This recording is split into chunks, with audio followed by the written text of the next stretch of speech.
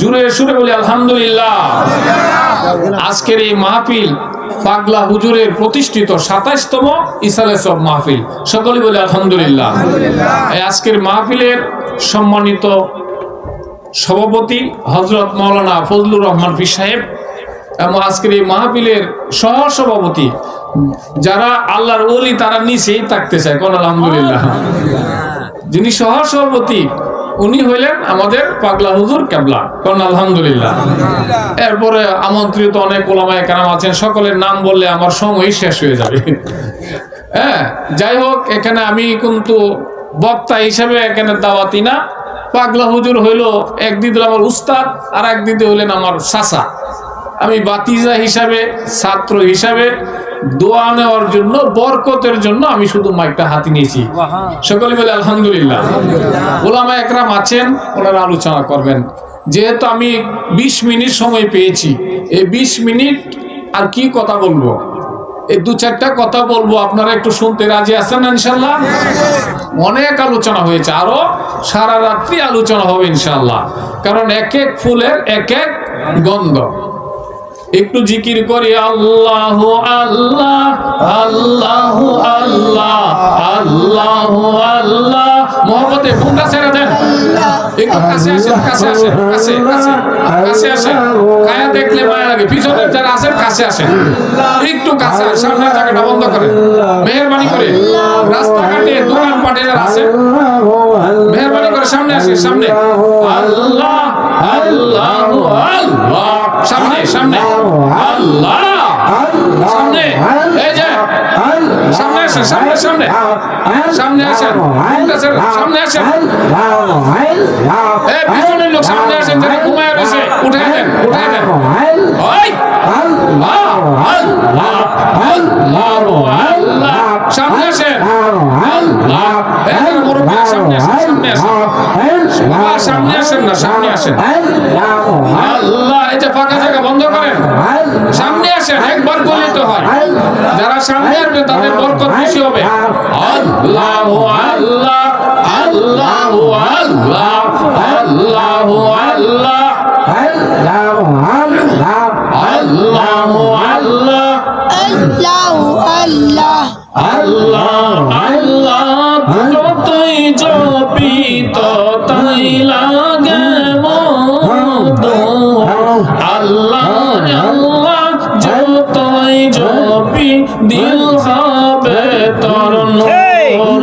আল্লাহ আল্লাহ আল্লাহ আল্লাহ আল্লাহ আল্লাহ আল্লাহ আল্লাহ। কলবের মাইলা এমন মাইলা, কলবের মাইলা এমন মাইলা, সাবান ছুটাই ধরে না। কলবের মাইলা এমন মাইলা, সাবান ছুটাই ধরে না। আল্লাহ আল্লাহ জিকির করলে, আল্লাহ আল্লাহ জিকির করলে সেই মাইলা তো থাকবে না। মোহারে বানাইলে ঘন্টা শোনায়, মুর্শিদি নয়ন মনি গো, মুর্শিদ সোনার কনি গো।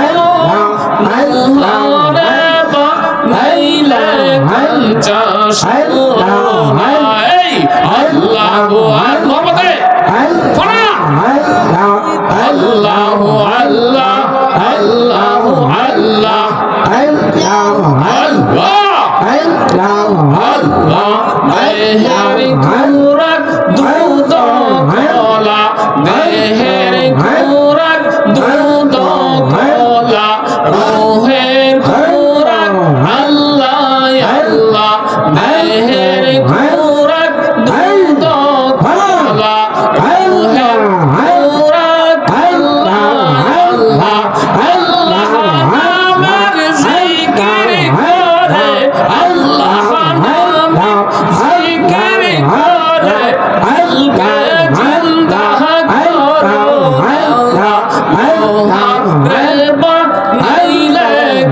চাষ আল্লাহ আল্লাহ আল্লাহ গোটা ছেড়ে দেন রাস্তাঘাটে দোকান পাটে বাড়ি করে যে চাকরি আছেন না বাবা মেহেরবানি করে আজকে এই মাহফিল আসেন আল্লাহ আল্লাহ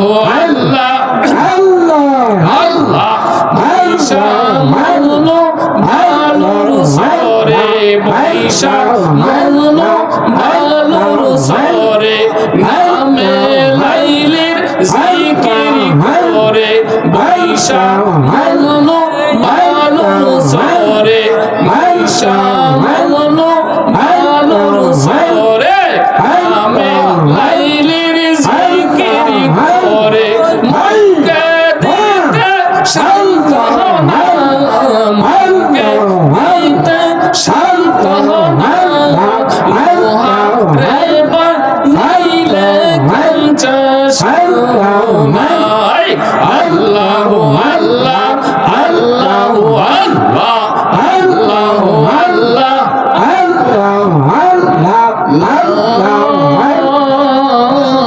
ইলাহা ইল্লাল্লাহ মুহাম্মাদুর রাসূলুল্লাহ সাল্লাল্লাহু আলাইহি ওয়াসাল্লাম কোন আল্লাহ জোরে ডাক দেন আল্লাহ আমরা কার নামের জিকির করছি কার নামের আল্লাহর নামের জিকির করতে কোনো ভয় আছে কোনো লজ্জা আছে কোনো শরম আছে জোরে ডাক দেন আল্লাহ আল্লাহ তোমার নামের জিকির করলাম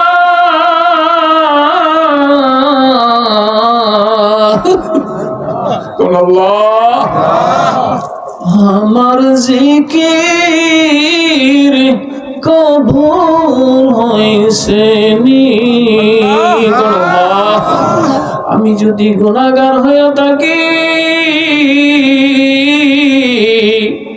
আল্লাহ তোমার অলির দরবারে আইছি তোমার নামের জিকির করছি আমারে তুমি অলি বানাইয়া দাও আল্লাহ মহিষার কান্দির দাদা হুজুর কাবলা বলতেন বাবারে একটা ইট মাটি দিয়া বানাইয়া এইটা আগুনের মধ্যে জ্বালানো হয় আগুনের মধ্যে 1 মাস 15 দিন জ্বালাইতে ইটটা আগুনের রঙে রঙিন হইয়া যায় এইটার মাটির মতো থাকে না কিছুদিন পর ইটটা বাহির করা হইলে আগুনের মতো লাল হইয়া যায় কোন আল্লাহ জোরে ডাক দেন আল্লাহ এইটা আল্লাহর ওলি উত্তরবঙ্গের কুতুব উনি বলেন বাবারে এইটা মাটির নিচে রাখা হইলে কিয়ামত পর্যন্ত যদি মাটির নিচে পড়িয়া থাকে সে তার জাতির সঙ্গে মিশবে না আর মাটির সাথে মিশবে মিশবে না এমনি ভাবে রে বাবারে তোমার এই মাটির দেহের মধ্যে আল্লাহর ওলির কাছে ফায়েজ বরকত নিয়া আল্লাহর ওলির নিয়ম অনুযায়ী তুমি জিকির আজকার করো করতে করতে রে তোমার কলবের মধ্যে যখন ইশকের আগুন লাগিয়া যাবে সমস্ত লতিফাগুলো যখন চালু হইয়া যাবে তোমার 70,000 রূপ কপির গড়ি গড়ি যখন তোমার জিকির চলিয়া আসবে এই দেহটারে ইশকের আগুনে পুরে ছাই হইয়া যাবে এই পুরা ছাই এই ইশকের আগুনে পুরা দেহ নিয়ে যখন তুমি মাটির নিচে কবরে যাইবে কবরে যাবেননি হ্যাঁ কবরে যাইতে হবে এই কবরে যখন তুমি যাবারে বাবা তুমি রিকশাওয়ালা বুঝি না কুলি বুঝি না মজুর বুঝি না পণ্ডিত বুঝি না শিক্ষিত বুঝি না মূর্খ বুঝি না আলেম বুঝি না ফাজেল বুঝি না যে কোয়ালিটির মানুষ তুমি হয়ে থাকো আল্লাহর ইশকের আগুনে জ্বলিয়া যদি জিকিরি করতে করতে তুমি মাটির নিচে যাইতে পারো আমার আল্লাহর ওলি বলতেছেন ইটটা যেমন মাটির সঙ্গে আর মিশে না তার জাতের সঙ্গে আর মিশে না তোমার এই মাটির দেহ আর কোনদিন কিয়ামত পর্যন্ত আমার মাটির সনে মিশিবে না। কোন আল্লাহ, কোন আল্লাহ। এই সহবত পাইতে হলে আল্লাহর ওলির কাছে যাইতে হবে। অকুনু মা সাদিকিন, সাধুজনের সঙ্গ ধরতে হবে। সাধুজন কারা? যারা আল্লাহর ওলি, যারা সত্যবাদী লোক, তারাই হইল আল্লাহর ওলি। কন্যা আলহামদুলিল্লাহ। এই মাহফিল হইল ওলিদের মাহফিল রে বাবা। সারা রাত্রে মাহফিল চলবে। আমি ছোট মানুষ, আমি আসছি দোয়া নেওয়ার জন্য। দীর্ঘদিন পরে আপনাদের চেহারা দেখতে পাইলাম, আপনারও আমি গুনাহগারের চেহারা দেখতে পাইছেন, এই জন্য বলি আলহামদুলিল্লাহ। কায়া দেখলেই মায়া লাগে। আল্লাহর ওলির দরবারে আসলে নবীর কথা শোনা যায়। কার কথা?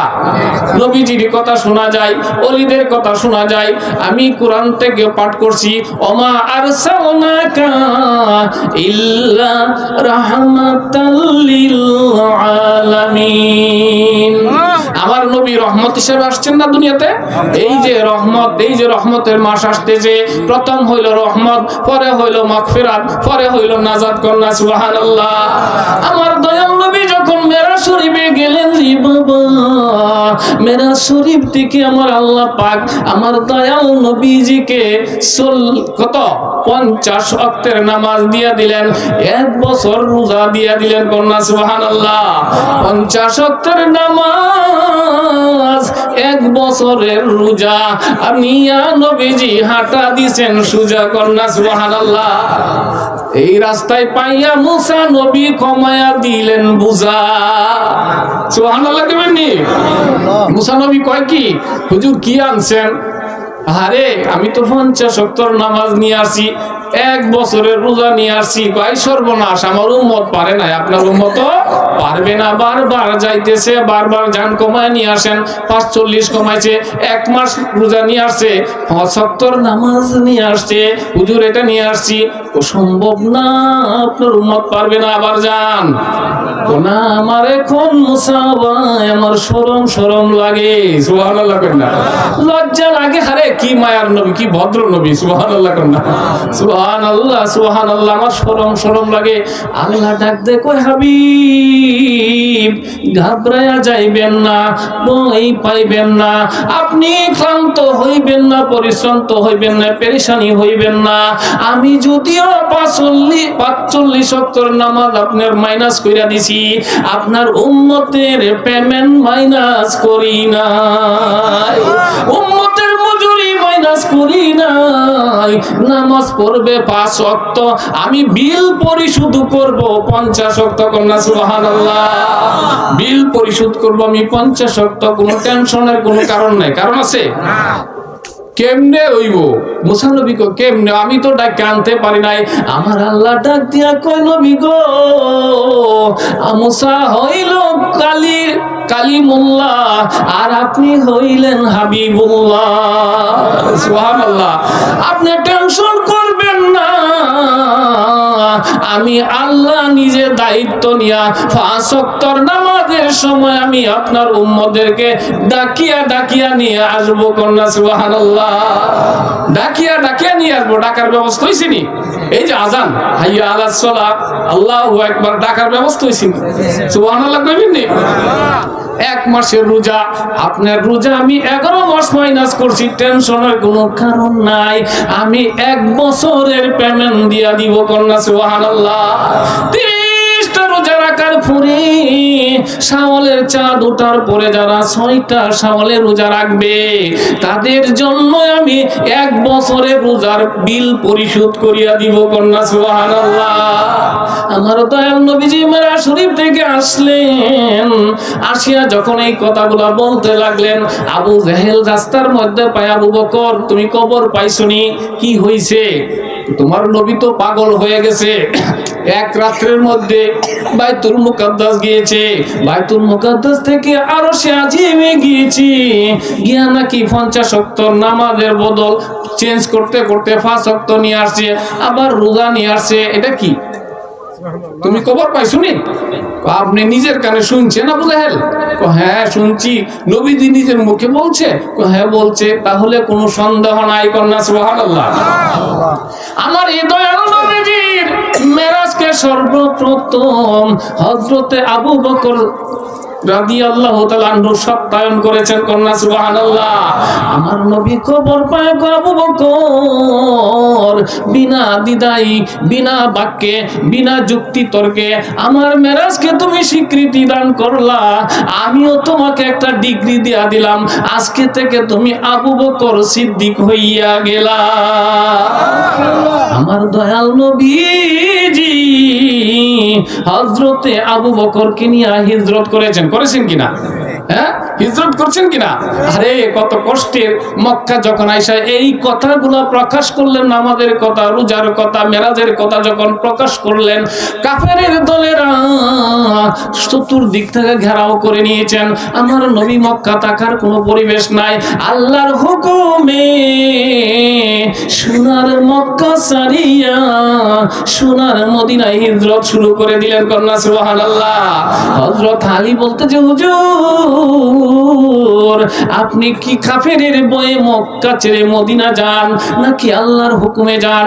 তখন আমার দয়াল নবীজি বলে, আলী রে, আমি আল্লাহর হুকুমে মদিনা যাইতেছি। কন্যা সুবহানাল্লাহ। হুজুর আজকে রাত্রে আমি কি উপকার করতে পারি? কোন উপকারের প্রয়োজন নাই, তুমি আমার এই চাদর কানা নিয়া তুমি আমার বিছানার মধ্যে ঘুমিয়ে যাবে। সুবহানাল্লাহ। অনেক বড় ঘটনা। আবু বকর সিদ্দিককে নিয়ে আমি যাব, হযরতে আবু বকরকে নিয়ে আমি যাব। কন্যা সুবহানাল্লাহ। গভীর রজনীতে আবু বকরের ঘরের মধ্যে গিয়া বলতেছে, আবু বকর, সুবহানাল্লাহ কবিনি এমন একটা সুন্দর আওয়াজ দিলেন, সুবহানাল্লাহ, মধুর বাণী, সুবহানাল্লাহ। আবু বকর এমন সুন্দর আওয়াজ কোন মানুষ শোনার ক্ষমতা নাই। এই সময় আবু বকর রাদিয়াল্লাহু আনহু বলতে, ইয়া রাসূলুল্লাহ, আমি হাজির আছি। সুবহানাল্লাহ। কেউ শোনার ক্ষমতা নাই, এত মৃদু আওয়াজ, ছোট্ট আওয়াজ। মুতান্তরে সিরাতের গ্রন্থের মধ্যে লেখে আবু বকরকে নবীজি 3টা ডাক দিলেন। আমার নবীজি পেরেশান হয়ে গেলেন, কি ব্যাপার? তাহলে কি আবু বকর আমার হিজরতের সঙ্গী হবে না? এমনি দেখা যায় রে, ছোট্ট একটা গাটুরি মাথায় লইয়া আয়া দয়াল নবীজির কদম মুবারকের সামনে দাঁড়ায়া গেছে। আবু বকর, ব্যাপার কি? তাহলে কি তুমি ঘরে ছিলা না? ইয়া রাসূলুল্লাহ, ইয়া হাবিবাল্লাহ, ওই যে 6 মাস আগে আপনি বলেছিলেন, মতান্তরে 6 বছর, মতান্তরে 9 বছর, যাই হোক 6 মাস আগে আপনি বলেছিলেন 9 বছর, যাই হোক অসুবিধা না, একটা হইলেই হলো, ঠিক না বেটি? আপনি যে দীর্ঘদিন আগে বলেছিলেন আপনি আপনার সঙ্গে সোনার মদিনা যাব, হিজরতের সঙ্গী হব, সেদিন থেকে গো হুজুর আমি আবু বকরের চোখের মধ্যে ঘুম দেই নাই, পিঠের মধ্যে বিছানা দেই নাই, আমি বাসার ভিতরও ঢুকি নাই। আপনি যখন সাহাবীদেরকে নিয়ে আলোচনা শেষ করে আসার নামাজের পরে সবাই তাদের বাড়িতে চলে যায়, আর আপনি আপনার হুজরা মোবারকে চলে যান গো নবী, আমি আবু বকর বিবির মায়া করি না, বাচ্চার মায়া করি না, বিছানার মায়া করি না। যদি আমি বিছানায় যাই, বিছানার মায়া পড়িয়া যদি আমি ঘুমাইয়া যাই, বাচ্চার মায়া পড়িয়া যদি আমি দুনিয়াদারিতে লিপ্ত হইয়া যাই, এই জন্য আমি ঘরের মধ্যে প্রবেশ করি নাই গো নবীজি আমার। এই যে একটা খেজুর গাছ দেখা যায়, এই খেজুর গাছের নিচে এই গাটুরিটা মাথায় লইয়া এই জন্য দাঁড়ায় থাকি যাতে ঘুমে চাপ সৃষ্টি না করে। মাথার মধ্যে লইয়া আমি আমার দরজার সামনে তাকায়া দেখি, তিন দিন জানি আপনি দয়াল নবীজি আমার দরজার সামনে এসে হাজির হইয়া যাবেন, আর আমারে ডাক দিয়া যদি আপনি চইলা যান, আমি আপনাকে দেখতে না পারি, আর আপনার হিজরতের সঙ্গী আমি আবু বকর যদি হইতে না পারি গো নবী, তাহলে আমি আবু বকরের জীবন ধ্বংস হইয়া যাবে। ইয়া রাসূলুল্লাহ, এই 9 বছর পর্যন্ত আমি এভাবে গাঠুরিটা মাথায় লইয়া দাঁড়াইয়া অপেক্ষায় আছি, আপনাকে পাহারা দেই, কোন সময় আপনি চলে আসেন। আরে নবীজি চক্ষু মুবারকের পানি ছেড়ে দেয়। হুজুর ডেকে ডেকে বলতেছে, আবু বকর তুমি বুঝি আমার এত বেশি ভালোবাসো? সুবহানাল্লাহ। হিজরতের পরে কি হইলেন? দয়াল নবীজির পাশেই তিনি শুইলেন। সুবহানাল্লাহ। কি মহব্বত! আরে কেমন ব্যক্তি হইলে আপন মুর্শিদের কাছে শুইতে পারে? সুবহানাল্লাহ। কেমন ব্যক্তি হইলে! আবু বকর নবীজির একবার আগে যায়, আরেকবার পিছনে যায়, আরেকবার ডাইনে যায়, আরেকবার বামে যায়। তখন নবীজি ডাক দিয়ে বলতেছেন, আবু বকর আজকে এই বিপদের রাত্রে তুমি এমন অস্বাভাবিক ব্যবহার কেন করতেছো? আমার সামনে পিছনে আগে বামে ডাইনে এভাবে কেন দৌড়াদৌড়ি করতেছো? ইয়া রাসূলুল্লাহ, ইয়া হাবিবাল্লাহ, কাফেররা চতুর্দিক থেকে আপনাকে খোঁজাখুঁজি করতেছে, আমি আপনার চতুর্দিকে দৌড়াদৌড়ি করতেছি। যদি কাফেররা ডান দিক থেকে তীর মারে, আমি ডান দিকে দৌড় দেই, তীরটা যেন আমার গায়ে পড়ে। আবার মনে হয় বাম দিক থেকে মারতেছে, আবার বাম দিকে যায়। আবার মনে হয় সামনে মারে, আমি সামনের দিকে যাই। আবার মনে হয় পিছনে মারে, আমি পিছনের দিকে দৌড় মারি। আমি চাইতেছি আমি আবু বকর সঙ্গে থাকতে নবীজি আপনার শরীরের মধ্যে যদি কোনো আঘাত পইরা যায়, আমি আবু বকর কাল হাসরের ময়দানে আল্লাহ রাব্বুল আলামিনের দরবারে, মাকামে মাহমুদের সামনে নবীজির দরবারে আমি আবু বকর কেমনে চেহারা দেখাইবো?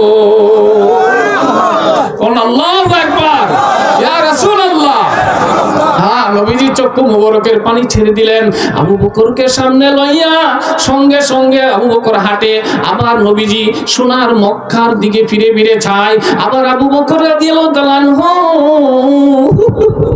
তাজিমের সহিত, আদবের সহিত নবীজির মাথা মুবারক আবার মদিনার দিকে ঘুরাইয়া দেয়।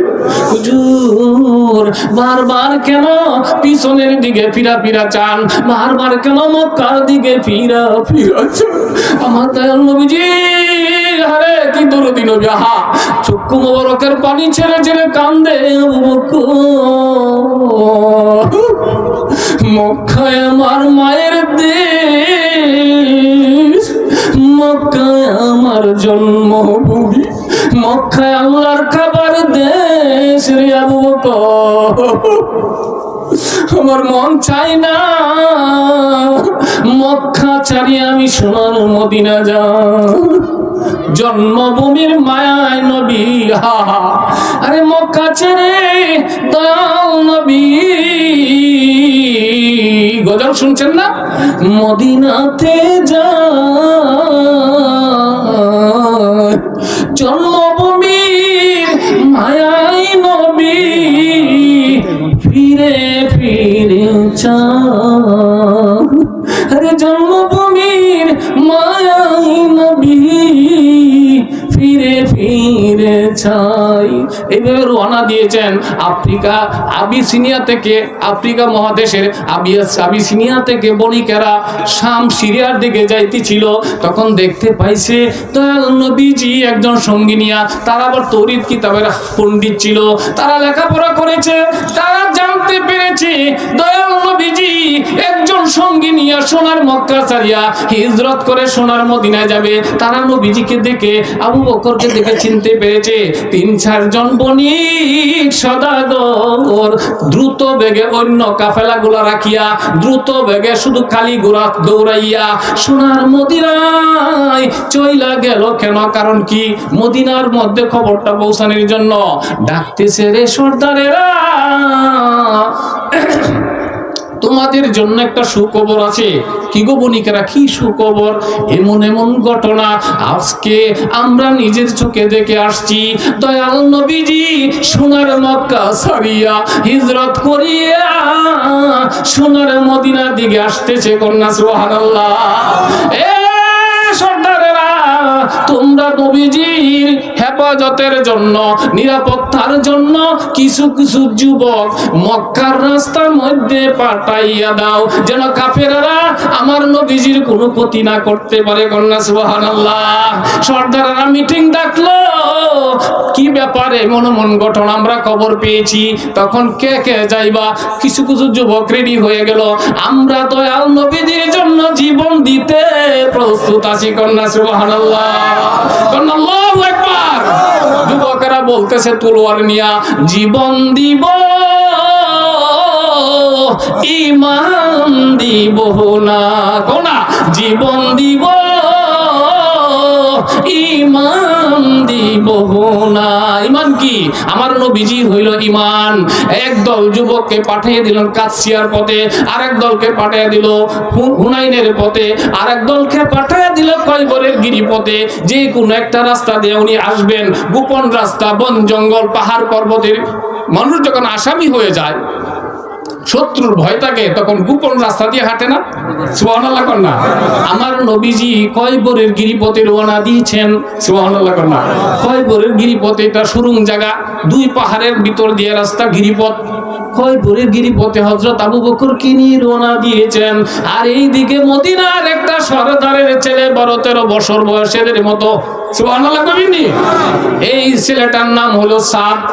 সাদ ছেলেটা একটা পাহাড়ের উপরে উঠিয়া ডাকতেছে, এ মদিনার ছেলেরা, এ মদিনার মেয়েরা, তোরা কোথায় আছোস রে? তাড়াতাড়ি আমার কাছে চলিয়া আয়, আমাদের মধ্যে একটা সুখবরের ব্যবস্থা হয়ে গেছে। কি রে সাদ, কি ব্যাপার? 3 থেকে 3,500 ছেলে মেয়ে আসিয়া হাজির। এলাকার মধ্যে কিছু পোলাপান থাকে, একটা কথা সবাই শুনে, সবাই তাকে মানে, লিডার। সুবহানাল্লাহ কন্যা। এটা কিন্তু খোদা প্রদত্ত, গড গিফট। কন্যা সুবহানাল্লাহ। এটা মানুষে কামাই করতে পারেন, এটা আল্লাহ পাক কুদরতি ভাবে দিয়েই পাঠায়, সবাই তাকে মানে। এটা নেতৃত্ব কি সাধারণ জিনিস? চেষ্টা করলি নেতা হওয়া যায়, চেষ্টা করলি কলি হওয়া যায়, এটা মাদার জাত। কন্যা সুবহানাল্লাহ। তখন সাদ, ব্যাপার কি? আমার আব্বার কাছে শুনেছি দয়াল নবীজি মদিনা আসতেছেন, হযরত আবু বকরকে সঙ্গে লইয়া। কন্যা সুবহানাল্লাহ। আমি শেষ করে দিব অল্প সময়, 10টা মিনিট সময় দিবেন। 10 মিনিট লাগবে না, 5 মিনিট ইনশাআল্লাহ শেষ হয়ে যাবে। আরো মেহমান আছে তো। কি ব্যাপার? এমন এমন ঘটনা, নবীজি মদিনা আসতেছেন, আমার আব্বার কাছে শুনেছি। এখন কি করা? আমার আব্বা কিছু লোক পাঠাইছে হুনাইনের পথে, কয়বরের গিরিপথে, কাদসিয়ার পথে। আমরা এই দিকে যাব না, তো কোন দিকে যাবে? আমার মন বলতেছে আমার দয়াল নবীজি কয়বরের গিরিপথে যাবে না, কাদসিয়ার পথেও যাবে না, হুনাইনের পথেও যাবে না। কোন পথে যাবে? আমার মন বলতেছে রে ছেলে মেয়েরা, আমার দয়াল নবীজি বদরের পথ দিয়া মদিনা আসবে। কন্যা সুবহানাল্লাহ। কি বলতেছ? তুই কি বিশেষজ্ঞ নাকি? হ্যাঁ আমি বিশেষজ্ঞ, 12-13 বছরের বাচ্চা, আমি বিশেষজ্ঞ। এই জন্য আমার দয়াল নবীজির বাবা 6 মাসের গর্ভে থাকতে দয়াল নবীজির বাবা আব্দুল্লাহ দুনিয়া ছেড়ে চলে গেছে। আমার আব্দুল্লাহকে দেখার জন্য দয়াল নবীজি কাঁদতে কাঁদতে যখন বেহুশ হয়ে গেল 6 বছরের বয়সে, মা আমেনার সঙ্গে সোনার মদিনায় আব্দুল্লাহর খবর জারাত করতে আসিয়া যাওয়ার সময়, বদরের ময়দান দিয়া যাওয়ার সময় আবুয়া নামক স্থানে গিয়া তার মা আমেনাকে হারাইয়া চির এতিম হইয়া আমার নবীজি সোনার মক্কা খালি হাতে ফিরিয়া গেছিল রে বাবা। আমার মন বলতেছে রে, সাদ বলতেছে, সোনার মদিনার ছেলে মেয়েরা, আমার দয়াল নবীজি, আমার মন বলে হুনাইনের পথে যাবে না, কাদসিয়ার পথে যাবে না, কয়বরের গিরিপথে যাবে না। আমার মন বলতেছে মা আমেনার খবর জারাত না কইরা আমার দয়াল নবীজি সোনার মদিনার মধ্যে কদম রাখবে না। আল্লাহু আকবার, আল্লাহু আকবার, আলহামদুলিল্লাহ। এই ছেলেটা বলতেছে, মন সঙ্গের সাথীরা 3000 3500, ওরা বলতেছে সাদ তুমি যে কথাটা বলেছো আমরা বিশ্বাস করলাম, কিন্তু আমার নবীজি যদি বদরের পথে না আসে তাহলে আমরা তো ব্যর্থ হইয়া যাব। কোনা বদরের পথে আসবে, যদি না আসে, ছেলেরা বাজি ধরতেছে, যদি না আসে তাহলে কি করা? এই যে দেখা যায়, যদি না আসে, এই যে দেখা যায় মদিনার পাথর, এই মদিনার পাথর গুলা আমরা এক একজন এক একটা পাথর বুকের মধ্যে লইয়া জীবন দিব, ঈমান দিব না। কোন আল্লাহু আকবার, কোন জীবন দিব, ঈমান দিব না। নবী হইল ঈমান। যদি আমরা নাই পাইলাম তাহলে আমরা এক একজন এক একটা পাথর বুকের মধ্যে লইয়া আত্মহত্যা করে ফেলবো, জীবনে আর মদিনার জমিনে ফিরে আসবো না। আরে কি ভালোবাসা নবীর জন্য। এই দিকে আল্লাহ পাক জিব্রাইলকে ডাক দিয়া কই, জিব্রাইল তুমি কোথায়? আল্লাহ আমি তো সিদরাতুল মুনতাহা। তাহলে দেরি কইরো না, এই মুহূর্তে তুমি কয়বরের গিরিপথে চলে যাও, গিয়ে আমার নবীজিকে, আমার বন্ধুকে, আমার হাবিবকে সালাম দিয়া বলো আমার নবী যেন কয়বরের গিরিপথ দিয়া মদিনা না যাইয়া বদরের ময়দান দিয়া মদিনা যায়। আশেকের জন্য আইন পরিবর্তন হয়ে গেছে, দেখছেন নি? কোন না সুবহানাল্লাহ, কোন আল্লাহু আকবার। জিব্রাইল বলতেছে আল্লাহ ব্যাপার কি? বদরের ময়দান তো পরিষ্কার জায়গা, হাওয়ার এলাকা, মরু এলাকা, এখানে কোনো গাছপালা নাই, ময়দান জায়গা, শত্রুরা দেখে ফেলবে। আপনি কি বলতেছেন এগুলা? গিরিপথ তো এটা ভালো, এই যে খৈবরের গিরিপথ এটা নিরাপদ, শত্রু দেখবে না। কারণটা কি? আমার আল্লাহ ডাইকা ডাইকা বলতেছে জিব্রাইল কয়বরের গিরিপথ এটা ঠিক আছে, কিন্তু আমার নবীজির প্রেমে পাগল হইয়া সাদ নামে একটা ছেলে 3 থেকে 3500 বাচ্চাদেরকে নিয়ে সাতারা প্রতিজ্ঞা করেছে, মা আমেনার কবর মুবারক ঘেরাও কইরা তারা দাঁড়ায়া রইছে। তাদের মনের মধ্যে বিশ্বাস আমার নবীজি ছোট সময় মদিনা আসছিল বাবার কবর জিয়ারত করার জন্য।